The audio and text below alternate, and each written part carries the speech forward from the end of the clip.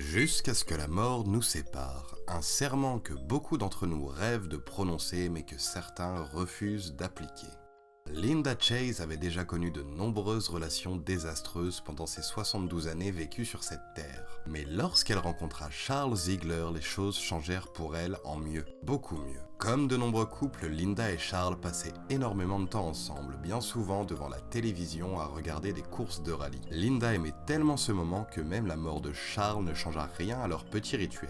Lavé et habillé, Charles continua de veiller sur sa petite amie du haut de son fauteuil alors que son cadavre, lui, se décomposa pendant 18 mois dans le salon de leur appartement. Inquiet pour son oncle, un des neveux de Charles finit par alerter la police et il s'avéra plus tard que Linda continuait d'encaisser les allocations de son petit ami décédé des mois auparavant. Toutefois, l'argent n'était pas la seule motivation de Linda pour garder le cadavre, car elle déclara plus tard s'être sentie tout simplement seule et abandonnée, incapable de laisser partir le seul homme qu'il avait vraiment aimé. L'autopsie de Charles révélera plus tard qu'il était mort de cause naturelle, mais Linda risque tout de même 14 ans de prison pour fraude.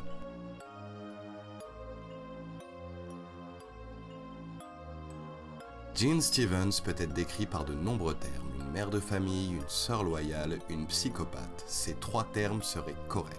Dévastée par la mort de son mari James après 60 ans de mariage, Jean, qui avait alors 80 ans, ne trouva d'autre solution que de garder l'homme qu'elle avait aimé avec elle pour toujours, mais pour cela, il fallait bien entendu l'exhumer quelques jours après son enterrement. Elle le ramena à la maison, son costume funéraire toujours sur lui, et l'installa confortablement dans le canapé. James était finalement de retour, échappant ainsi à la grande faucheuse pendant près de 10 ans jusqu'à ce que la sœur jumelle de Jean soit elle aussi conviée au cimetière local. Jean assista à l'enterrement, puis lorsque personne ne faisait attention, déterra le cadavre et l'installa confortablement sur un canapé dans la chambre juste à côté de la sienne. Jean avait pour habitude de parler à son mari et à sa sœur, oubliant ainsi leur rigidité cadavérique, allant même jusqu'à maquiller et parfumer sa sœur pour les soirs de fête. Mais la fête ne dura qu'un temps puisque les autorités locales, alertées par un proche de son mari, vinrent mettre un terme à leur ménage à trois. Les corps furent enterrés et Jean se vit interdire l'accès au cimetière. L'état psychiatrique de Jean continua d'empirer jusqu'à ce que les autorités lui proposent un deal. Si elle avait les moyens de construire un mausolée dans son jardin, elle aurait alors le droit de garder les cadavres, ce que Jean bien entendu accepta. Avec une sépulture de 8 places dans sa cour, Jean ne compte pas s'arrêter là et espère récupérer d'autres membres de sa famille.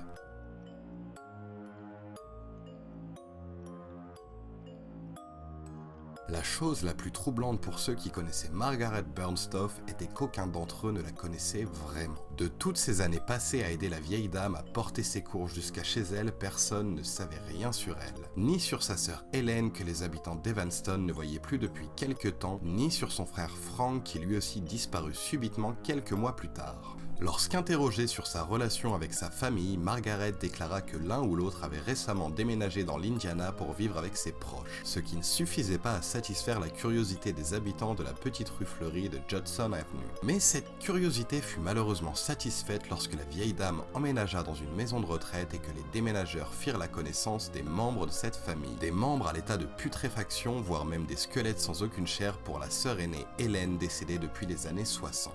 Margaret ne fit aucune déclaration publique et les autorités ne pouvant retenir aucune charge contre la vieille dame la laissèrent libre et c'est quelques années plus tard que Margaret rejoignit ses frères et sœurs à l'âge de 94 ans.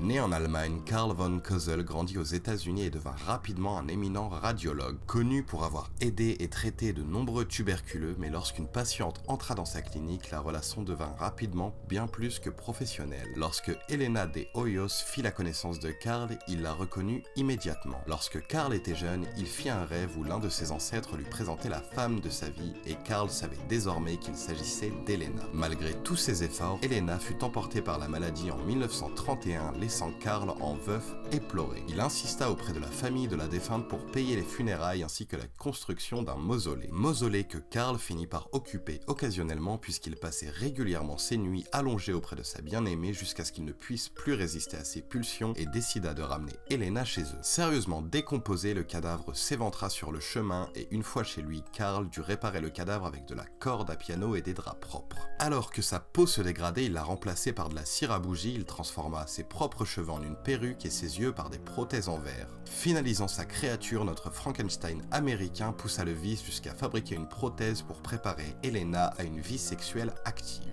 Il fallut 9 ans aux autorités pour retrouver la trace de la défunte et bien que jugé apte à un procès, Karl se vit innocenté par prescription. Le corps d'Helena fut enterré dans une tombe sans nom pour éviter toute récidive du radiologue fou.